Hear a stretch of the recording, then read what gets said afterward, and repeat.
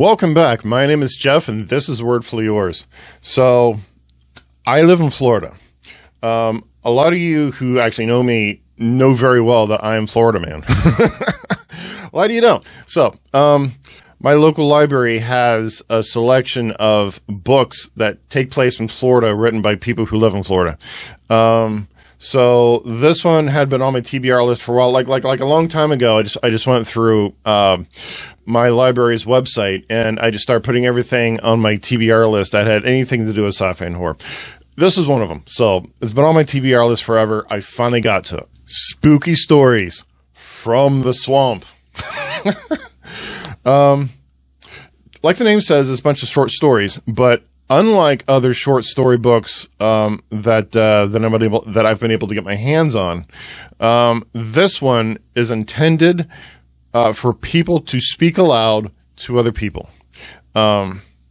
Each book has the short story, and at the end of it, it has an estimate of how long it takes to read the story out loud, and tips on where to put the emphasis when you're reading it and how to make the character sound. It reads as if you are meant to read it around a campfire to kids.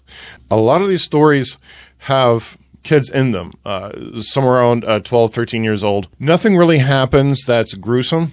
Nothing is terrifying. They're just like the title says, spooky. Like one of them, a couple of kids, they're out and about, and the sun's going down, and they got to get home by sundown, or else they'll get grounded. Right? Typical kid thing.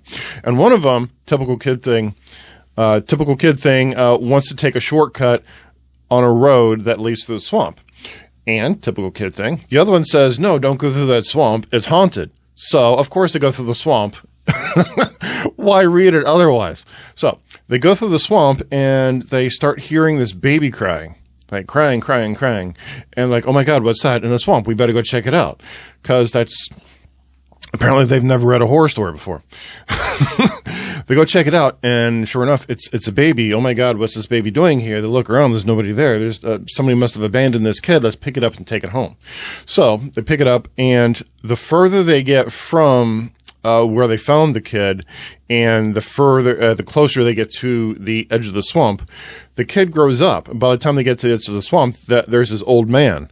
Oh my God, where this old man came from? What's going on? They go back to where they found the kid, and all of a sudden they have a baby again.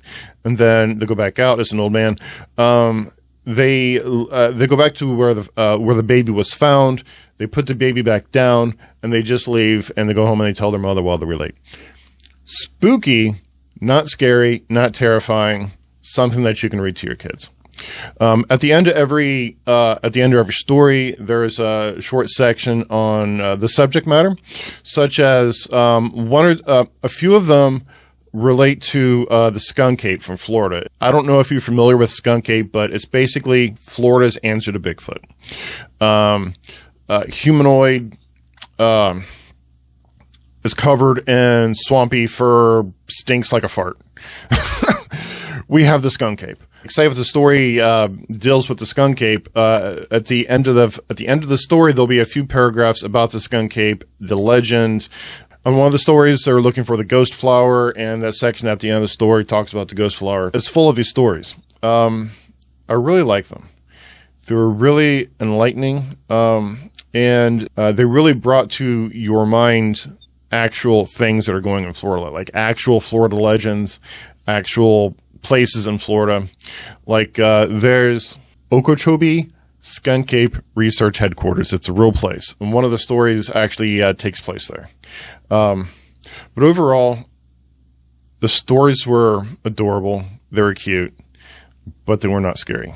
So if I had to give this book, even though this book is filled with a bunch of short stories, overall, I would give the book a solid 6 out of 10. I liked it. I didn't love it. I would not recommend this book to another person to read.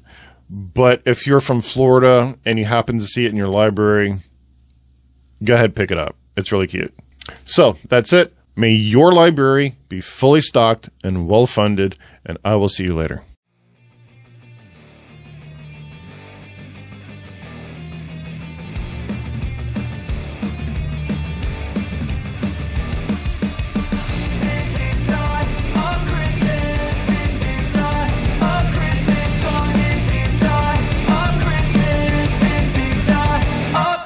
Christmas. The Christmas tree's on fire. Santa's holding the lighter. My parents are both liars. I got gifts, but one